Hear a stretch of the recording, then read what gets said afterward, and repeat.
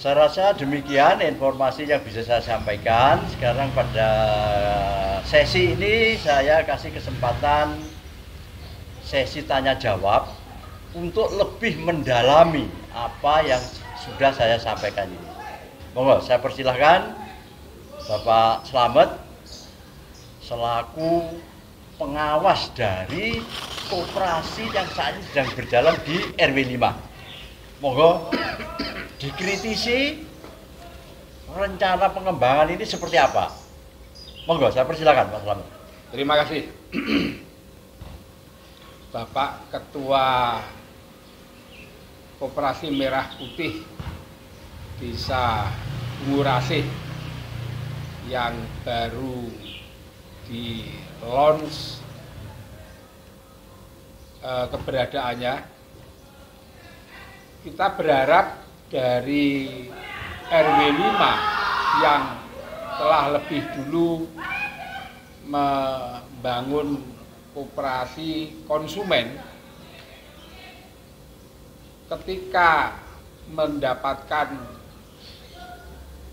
berita untuk mewujudkan koperasi yang bertujuan sangat mulia ini, yaitu Koperasi Merah Putih, maka sebagai pengawas dari Koperasi Konsumen Wisma Bungurasih RW 05 tentu sangat berharap untuk melanjutkan apa yang telah dicapai di RW 5.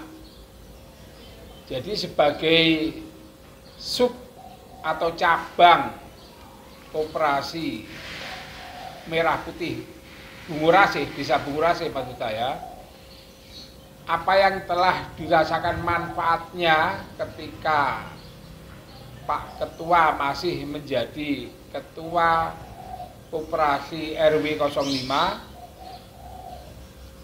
bisa berlanjut dan menjamin kemanfaatannya kepada warga yang berupa layanan kebutuhan sehari-hari maupun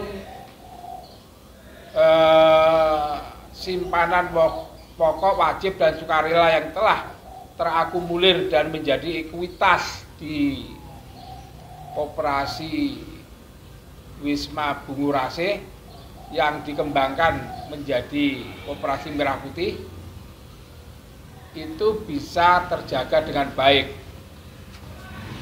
Kalau layanan ini tetap terjaga dan keamanan ekuitas ini tetap terjaga, dalam pengertian tercatat sebagai aset, bagian dari aset yang ada di Koperasi Merah Putih, maka insya Allah dukungan ini akan meluas dan mendorong kemajuan Koperasi Merah Putih Desa Bungurasih. Maka pertanyaan saya adalah, kira-kira langkah-langkah yang telah disiapkan oleh Pak Ketua beserta pengurus yang baru saja terbentuk itu seperti apa? Karena anggapan kami bahwa Wisma Bungurasih yang dalam hal ini adalah menjadi cabang dari Koperasi Merah Putih Desa Bungurasih, itu awal perjuangannya memang sangat penuh dengan hal-hal yang sifatnya emosional. Misalnya ketika optimisme itu hanya dimiliki oleh beberapa orang warga dan pada akhirnya menular menjadi sebuah gerakan yang menurut saya pribadi sangat bagus, karena dibuktikan dengan penghargaan dari Dinas Koperasi Kabupaten Sidoarjo. Hanya 3 tahun saja kinerjanya menurut saya, dari ukuran kinerja koperasi, apakah itu menyangkut layanan, menyangkut profitabilitas, kemudian solvabilitas, kemudian satu lagi yang Likuiditas. Likuiditas sangat bagus ya. Jadi sangat liquid, bahkan pengurus ini sempat kebingungan ini mau dikemanakan dana ini, karena memang area perputaran cash in ini harus menemukan aktivitas ekonomi yang memberikan margin secara positif. Itu tidak mudah.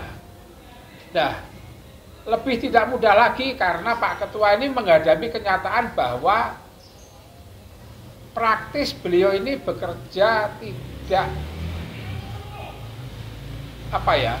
tidak punya tim yang memadai.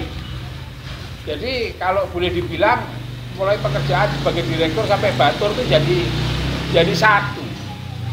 Sementara ini sudah punya tim, bapak-bapak yang secara tampilan lebih muda, harapannya juga semangatnya muda, kemudian kinerjanya tentu diharapkan akan mengakselerate, mempercepat semua hal yang positif dalam pengertian indikator-indikator ekonomi kekoperasian. Jadi itu yang mau saya tanya, langkahnya apa kira-kira Pak? Oke, saya jawab. Sekaligus saya akan menjelaskan kepada para anggota koperasi di RW 5 ini. Karena saya yang akan menjadi ketuanya sendiri di Koperasi Merah Putih Desa Bungurasi ini, saya memberikan personal garansi bahwa semua tabungan, semua simpanan akan terjaga seperti apa adanya, dan sebuah garansi bahwa tingkat pendapatan atau earning power, daya ungkit untuk mendapatkan laba itu akan jauh lebih besar setelah kita bergabung dengan Merah Putih ini, karena cakupan usaha yang jauh lebih besar. Ya, itu jaminan personal dari saya.